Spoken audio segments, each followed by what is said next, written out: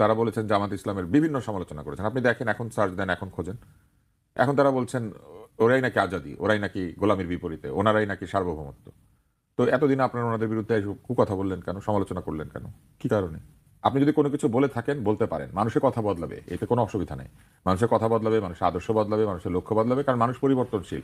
মানুষ ধীরে ধীরে অভিজ্ঞতা সঞ্চয় করে, নিজের ভুল ত্রুটি বিবেচনা করে। সেক্ষেত্রে বলতে হবে যে আগের কথাটা ভুল ছিল, আগের কথাটা ভুল ছিল বলেন, আগের কাজকর্ম ভুল ছিল সেটা বলেন। এখন ঠিক ঠিক রাস্তায় এসেছেন, আলহামদুলিল্লাহ, আপনারা ঠিক রাস্তায় এসেছেন, জামাতের সঙ্গে যোগ দিয়েছেন, জামাতের হাতে হাত মিলিয়ে ইলেকশন করছেন, খুবই চমৎকার। এটা পরিষ্কার ভাবে বলেন, তাহলে ভোটটা দিতে পারি আমরা।